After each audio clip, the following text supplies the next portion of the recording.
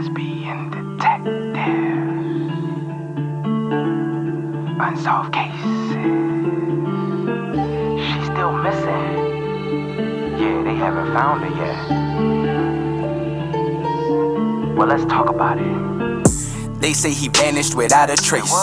Could it be a psychotic break or a tragic accident? Police don't know where the body went. Unsolved murders, body still missing. That's unheard. Where's the witness? Lesbian detectives, what's going on? City on high alert, this out the norm. He did what, the who? Man, that ain't real, these crimes ain't true. Then come uncover these theories with us. We live right now, tuning in is a must. Right now, lesbian detective. We about to start the show, so get your popcorn ready to go. Pay attention to the message I present to you, the lesbian detectives. This is Lesbian Detectives. I'm Sierra. And I'm Elizabeth. We are here talking about missing and unsolved murders. We are discussing cases that you have forgotten about or never even heard of. So sit back, relax, and let's start this podcast.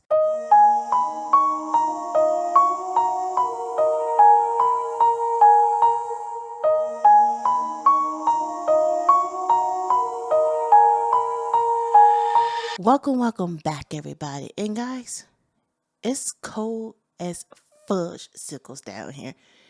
Let me tell you something. We were prepared for the storm. We were so prepared. But then when it happened, we want all these different items. I'm like, we went to the store 3 times before the winter storm. How are we still asking for things? And I realized I wanted fajitas. I wanted coffee. And wings. And wings. And guys, let me tell you something. I haven't drunk coffee in so long. Last time I drank it was like back in May of last year. Out of nowhere, I'm like, I want some coffee.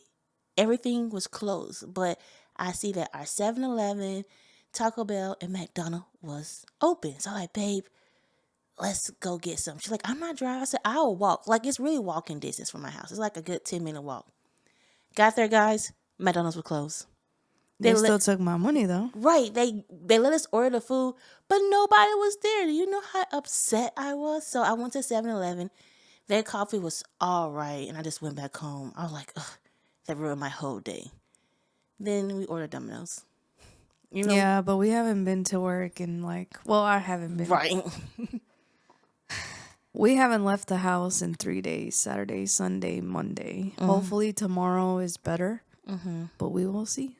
Yeah, I still work. Like, guys, I work from home, so I'm still working. Her and my daughter are having a fantastic time just chilling. Not really. I cleaned tonight. I mean, yeah, you clean, but she played the video game, too. But I cleaned. She cleaned. Get that correct, guys. She cleaned. But, yeah, I hope everybody else is doing fantastic out there. I hope you guys have power and food. I hope this storm be over with by today, because I need a break. I need to get out this house. We've been in this house too long. And guys, we've been doing very well. We argued for like 1.5 a day. One day. That was the adjustment period. That was adjustment period. But since then, we've been all right. We thought our daughter was going to get tired of us sooner or later, but she was like, you guys can stay here for a minute too. This case right here is another case suggestion. And it's actually by the victim daughter. And I think this is the first one that I really worked closely with a family. I mean, we had one where it was like the sister-in-law, but this is actually the daughter of the victim. So this one right here really touched my heart because some of this stuff you can get online. She lived this. She was there. Even her older sister told this story, was telling the story, what she knew what happened that day that no one listened to her on, or what happened to her mom. So this story right here is powerful, guys, and we need to get this case out there. And when you hear what the police have done to this case, you're going to be like, you're lying. Trust me, she has been fighting with the detectives every freaking day. She like, Sierra, I don't want to call him every day. I'm like, girl, call him every day. Call him every day. And I told her, make them run that DNA. You know I love that line because they have the DNA. They just need to run it. Wow. And then my favorite line, let's get into the episode. The desert stretched wide and silent, its dirt roads disappearing into darkness. By day, it looks peaceful, By night, it hides everything. Somewhere between flickering streetlights and open land, a woman vanished. It was supposed to be an ordinary night, a phone call, a promise to be there soon, a birthday waiting at home. But the minutes stretched, then hours, and the silence that followed was louder than a scream. She had moved through dangerous space before. She knew the roads. She knew how to survive. And yet, on this night, she walked alone after an argument into the dark, carrying nothing but the hope of getting home. She never made it. Months later, she was found miles away, in a place where desert meets comfort, where footsteps vanish and answers don't come easily. There were no witnesses, no weapon, no clear timeline, just questions, and men whose stories never quite aligned. A phone call came before the truth should have been known. Evidence was collected and then lost. Files vanished, memories blur, but her children never stopped asking.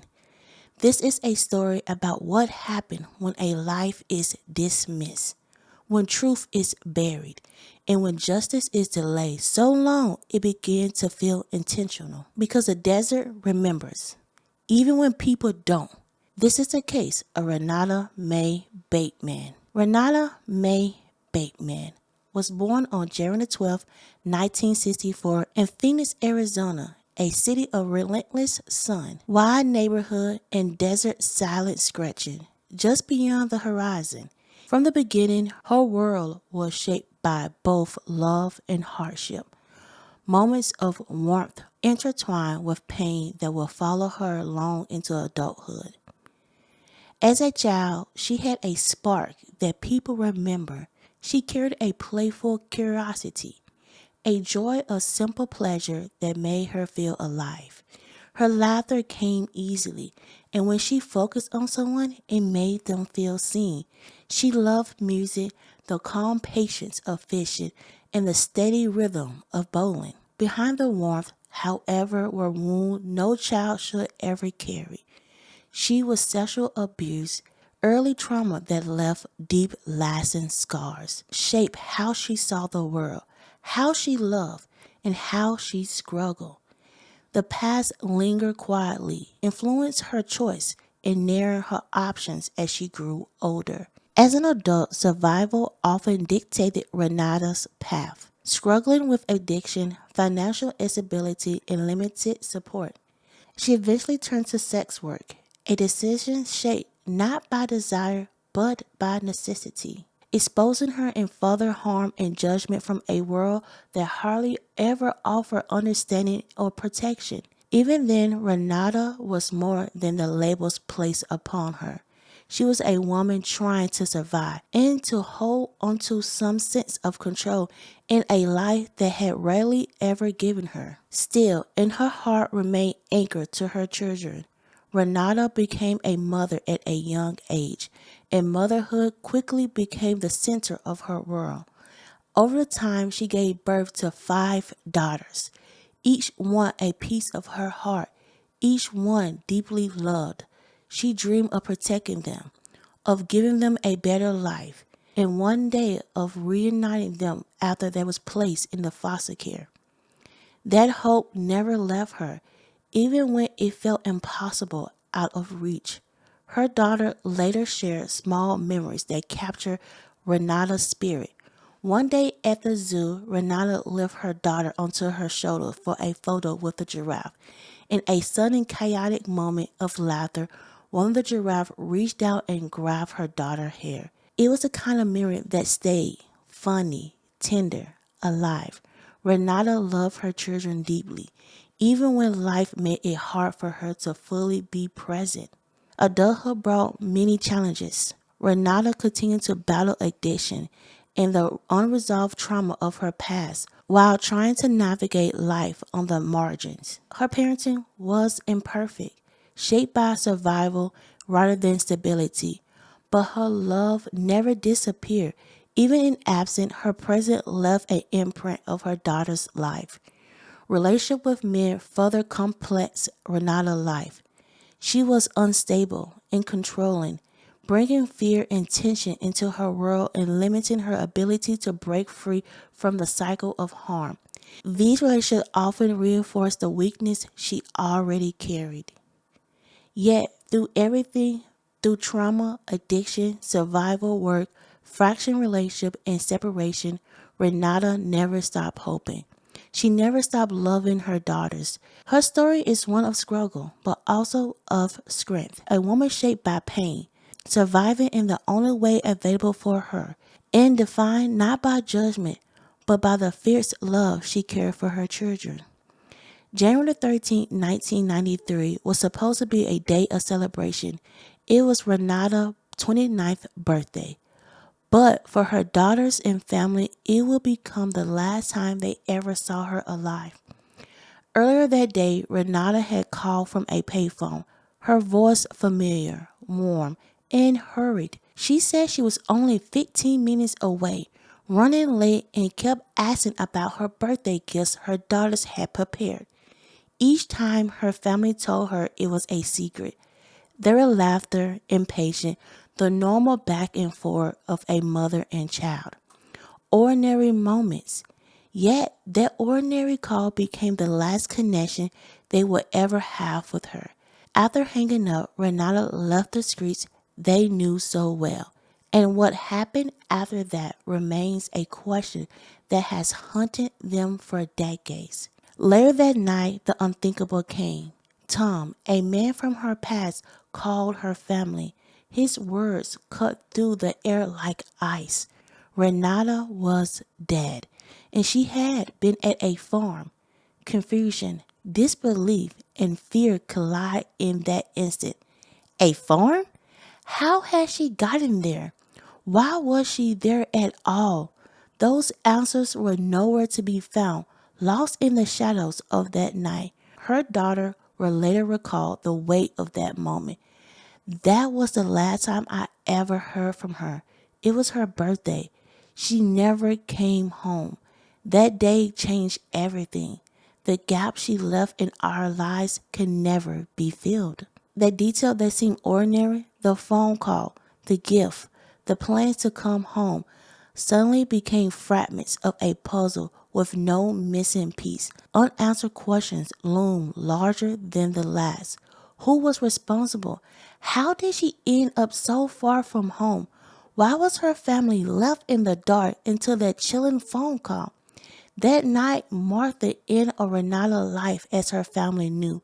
It was the beginning of a mystery that would soon stretch across decades, leaving behind only questions, grief, and the haunting memory of a mother lost too soon. A month after her birthday and the final call to the family, tragedy struck. On February 13, 1993, the remains of Renata May Bateman were discovered in the desert of North Pima Road in Scottsdale, Arizona. She was just 29 years old. The location of her body was starkly different from the neighborhoods where she worked. Renata had spent her last day in the area of 43rd Avenue and Glendale, a part of Phoenix and Glendale notorious for crime, prostitution, and low-income motel. Renata's body lay on a vacant parcel of land at the northwest corner of West Dynamite Road and North Pima, half a mile west of Tron North, a wealthy subdivision built around the Tron Country Club. To the north stood Dream City Church, and to the east, foothills and hiking trails stretched into the desert.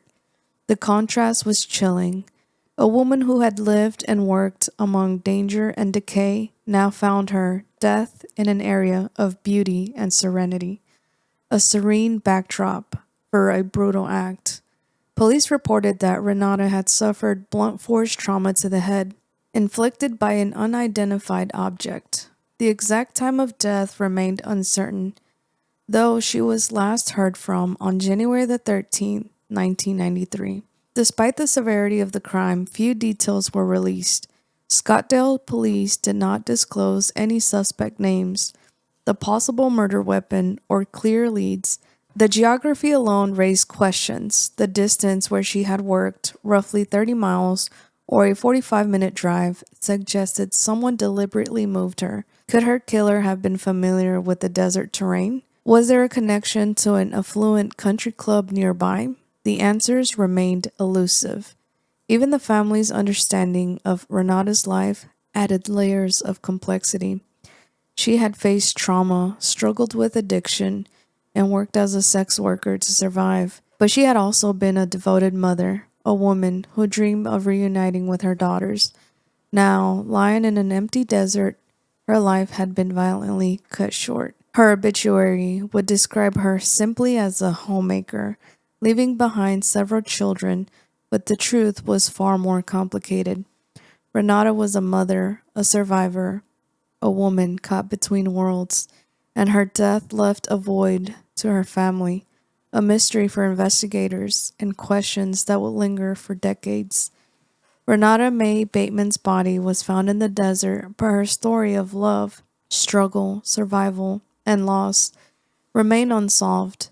It was a murder that spanned neighborhoods, social worlds, and decades, leaving unanswered questions that still haunt those who loved her. The murder of Renata May Bateman left her family searching for answers for decades.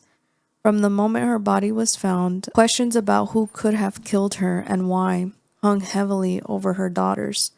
Three people in particular stand out: Warren Taylor, Tom Sorrells, and a police officer who had been in her life. Each had ties to Renata, each played a role in her final days, and each remained part of the mystery surrounding her death.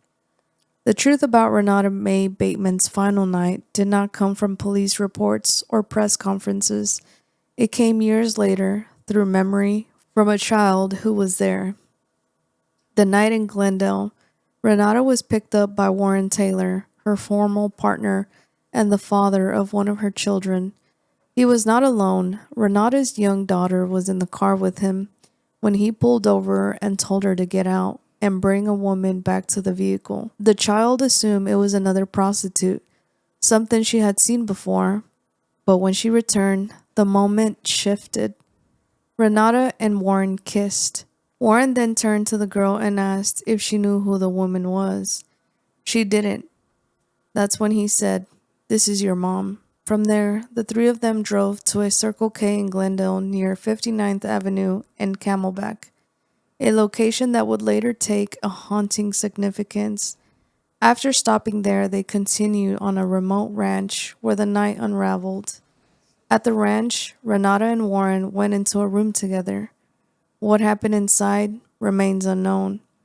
After a short while, Renata came back out and sat with her daughter, gently playing with her hair, a quiet, intimate moment that would later feel unbearable to remember. Not long after, Renata and Warren began arguing.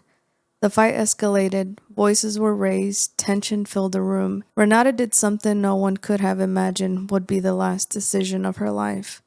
She walked away from the ranch alone, on foot, into the night. She was never seen alive again.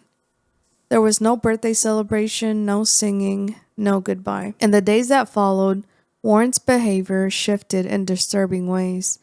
He became withdrawn, erratic, and paranoid. A few days after the night, he returned to the ranch where Renata's daughter was alone, listening to music. Without explanation, he turned the radio off. When she turned it back on, he shut it off again. She knew something was wrong. When she asked him what was going on, Warren finally spoke. He told her flatly that her mother was dead and that he had found her body and that she would not be coming back. The child didn't ask questions. She barely knew her mother, but the weight of his words would settle in years later. Years later, Warren would tell Renata's daughter something that would haunt her. He said that if he ever died, there was folders about Renata hidden in a cabinet in his house, information she would need to see. He implied that what was inside mattered, that it explained things no one else had ever said out loud. But she never got the chance. When Warren was murdered years later, his house was covered in blood. The scene was so violent, so overwhelming, that she was too afraid to search for the cabinet or the folders he had mentioned. By the time she could have returned, her older sister had thrown everything away. Whatever Warren claimed to have kept, documents, notes, evidence, or something else entirely, was gone forever. Then there was Tom Sorrells. Tom was Renata's boyfriend at the time of her death. He had been with her for a year and allowed her to continue sex work to support their shared drug addictions. It was Tom who called Renata's family, telling them she was dead, before the family had been notified by police, and possibly before the coroner had officially confirmed her death. That call has never been explained. And finally, there is the unnamed police officer, one of Renata's clients, a man with authority and protection in a world where Renata had none. There has never been a public acknowledgement or investigation tying an officer to her murder, but the possibility remains an uncomfortable silence in the case. 3 men, 3 very different kinds of power, in a woman whose life ended in the desert. While the truth may have once sat inside a cabinet, locked away, and now lost. For Renata May Bateman's family, the hardest part wasn't just losing her. It was realizing that the truth might have once existed and then disappeared. When Renata was murdered in early 1993, investigators collected physical evidence from her body and clothing. At the time, forensic technology was limited, but the DNA was still processed and entered into law enforcement systems. It was preserved, cataloged, and logged. Or at least, that's what the family was led to believe. Years passed, decades even, and Renata's case went cold. It wasn't until much later, when one of her daughters began pushing for answers, that a detective finally admitted something that made no sense at all. Renata's physical DNA evidence was reported missing in 2008. Gone. The timing raised immediate questions. The DNA didn't vanish in the 1990s, when record keeping was less precise. It didn't disappear during a chaotic early investigation. It was lost years later, after someone specifically asked about it, after a family member requested that it be checked. According to him, when Renata was first murdered, her DNA profile was entered into a system. While the physical samples could no longer be located, her genetic information still exists digitally, along with mixed DNA recovered from her clothing. That mixed DNA, the DNA of someone else, is still logged. But without the original evidence in hand, the ability to test, retest, and compare using modern forensic methods has been severely limited. For a family searching for answers, that loss feels less like an accident and more like a door quietly closing. What makes it worse is what didn't happen. No public list of suspects was ever released. No murder weapon was identified. No timeline was clearly established. Renata's work as a sex worker became a footnote instead of a line of inquiry. And the distance between where she was last seen and where her body was found, nearly 30 miles apart, was never fully explained. The desert where Renata was left sits uncomfortably close to wealth, hiking trails, and quiet neighborhoods. It is not the place most people expect a body to be discovered, and yet no one has ever publicly questioned about why she was taken there. Then there is the cabinet. The folders Warren claimed to have, the information he said mattered, were never recovered. Whether they held names, dates, suspicions, or something else entirely will never be known. When he died, fear and chaos erased that chance forever. And still, the case remains open. Renata Bateman is not a Jane Doe. Her name is known, her family is known, her story is known, and yet the answers remain just out of reach, trapped in the missing evidence, lost files, and silence. Her daughters continue to ask the same questions investigators never answered. What happened to the DNA?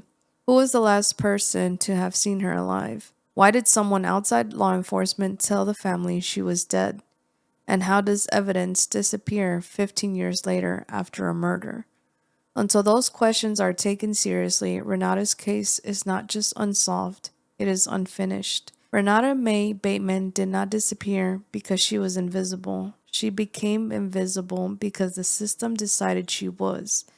Renata was a mother, 5 daughters, a woman who loved bowling, fishing, music, and small moments that made her life feel lighter than it was. She was also a woman struggling with addiction, trauma, poverty, and survival.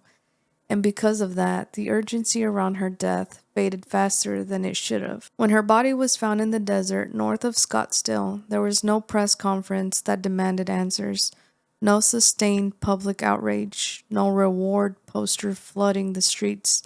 Instead, Renata was quietly labeled and quickly forgotten, reduced to a statistic, her life summarized in a few lines that never captured who she really was. But her daughters never forgot her. They grew up carrying pieces of her, memories, questions, and a deep, lingering sense that something wasn't right. They learned years later that evidence had gone missing, that DNA had vanished long after it should have been protected, that key moments were never fully investigated, that men connected to her final night were never publicly held to account. And perhaps, most haunting of all, the answers may have once existed, hidden away in a cabinet, locked inside folders that no one ever got to read. Renata's case matters because it reflects a pattern that repeats over and over again in true crime. When victims are poor, addicted, or involved in sex work, their lives are treated as disposable. Their murders are filed away instead of pursued. Their families are left to do the work law enforcement should have done from the start. But time doesn't erase responsibility. Modern DNA testing exists. Digital records still exist. Witnesses, once dismissed, are still alive. And Renata's name still deserves to be spoken, clearly, accurately, and without shame. This is not just a story about how Renata died. It's a story about how she lived, about what was ignored, about what was lost, and about what still might be found. Because as long as questions remain unanswered, Renata May Bateman's story is not over, and neither is the search for justice. Before we end this case, Renata's daughter wanted to share a few words about her mother. It's taken me all night and into the morning to figure out what to say, because how do you sum up your mother, especially when she was taken far too soon? My mother loved life in simple, beautiful ways. She loved music, she loved bowling, she loved fishing. There were some of the happiest moments just being present, enjoying what she loved and letting herself feel joy. When she was in a good place, she had a spirit that could light up a room. Like a lot of people, my mom had struggles. That meant she wasn't always able to be there for us girls the way she wanted to be. But I never doubt that she loved us deeply. She loved us the best way she knew how, and the best way she could at the time. In her own way, she was still a wonderful mother. Losing her so early in my childhood affected me in ways that are hard to fully put in words. I grew up without that steady mother figure, without the guidance, comfort, and protection that a mother naturally gives. I missed out on so many moments she should have been there for. The milestone, the hard days, the celebration, and the times when you just need your mom. That absence shaped me, and it's something I carry with me throughout my life. My mother had a rough childhood, and I believe that shaped many of her struggles she faced as an adult. But she was more than those struggles. She was a mother, a daughter, a sister. She was someone who mattered, someone who was loved, someone whose life had meaning. I want people to remember her not just for what happened to her, but for who she was and for the love she carried. This is a case of Renata May Bateman. Now let's get into some theories. Let's get into some theories. Let's get into some theories. Everyone is a suspect until proven guilty. Let's get into some theories. Let's be in detectives. What type of thoughts you thinking? What theories running through your mind? I'm thinking all types of suspicion. Uncover the truth, what we can find. Witness say they saw somebody creeping out the back door. What you think they did it for? That's so crazy, I'm not sure. They found a car, where could she be? Here go another puzzle piece. Researching through your history. It's plenty unsolved mysteries. Everyone is a suspect until proven guilty. Let's get into some theories, yeah. Let's get into some theories. Let's get into some theories. Everyone is a suspect until proven guilty.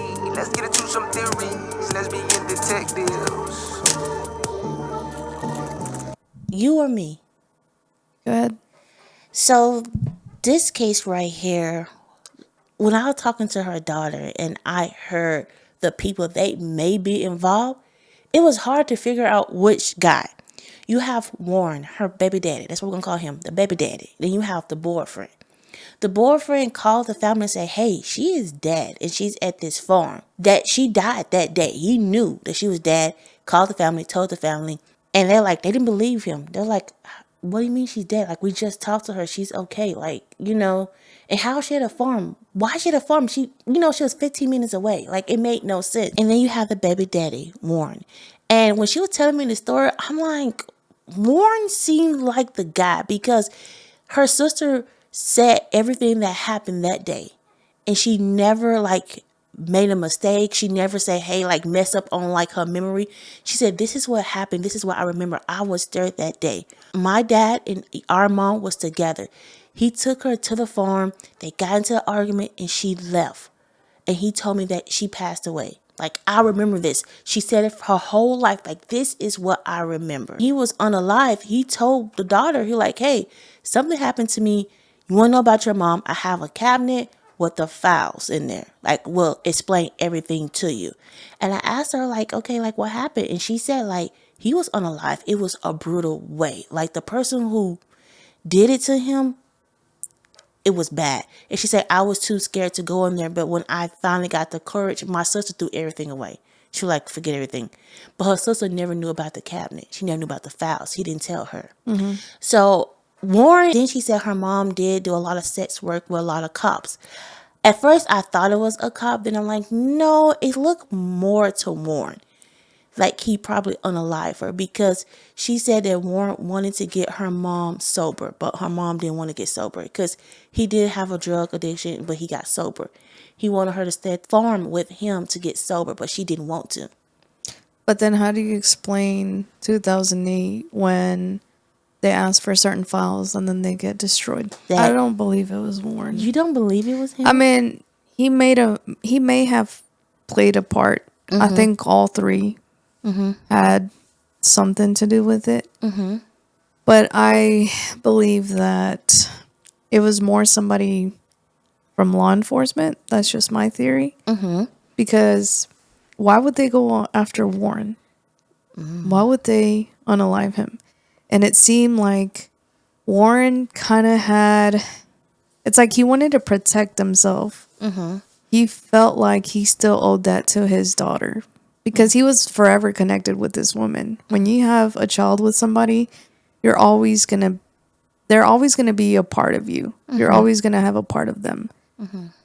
So even if he participated in the unaliving of her, mm-hmm. he always felt like he had to at least give his kids some type of closure. Mm-hmm. So maybe the person found out about the quote-unquote closure he left behind, and that's why they came and unalived him. Well, I do know who actually unalived him. Who unalived him? So she actually emailed the guy that unalived Warren, and he said he was tired of Warren abusing his mother. So that's what happened. Okay. But the police did kind of cover up that murder a little bit. They really didn't care. So. Well, yeah, because it sucks that people get judged and labeled, and if you land under a certain category, people don't take you serious. And unfortunately, that was the case for the victim. But also, what takes me is the 2008 files. Mm-hmm. When the family was asking for certain DNA, for certain evidence, and then it just disappeared. Right. I don't believe that it was the boyfriend because he was also like an addict. You know, I think he only cared about getting his next fix. Maybe they paid him off. And that's the type of person that would just kind of disappear, right? I think it was the law enforcement people. They don't want their reputation to get tainted. Maybe she found out something about one of them. Maybe, you know, they saw her as someone who could bring them down. And they just couldn't take that risk. So it was unaliving her or maybe getting outed. Yeah, I mean, when I first heard this story for the cops, because she said like the last time she saw her mom brought a cop home, and you know she was a sex worker. They did the do, so she like that always stayed with me. Like that was the last time I saw her, you know. And I'm like, yes, but then I heard about Tom. For some reason I feel like Tom knows a lot of more information because the day that she died, you call the family and say, hey, she's dead. She at this farm. Like, how did you know that? You get what I'm saying? Like the daughter, she said that Tom wasn't there. It was just her dad, her mom. So how did Tom know that information? Maybe Tom was pimping her out.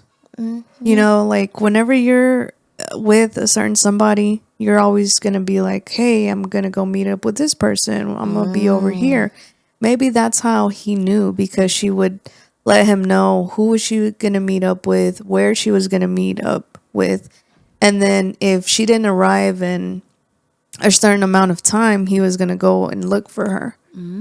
So that's my theory. Like I said, he was an addict, and most addicts are just going to try and get their next fix. Okay, I can see that.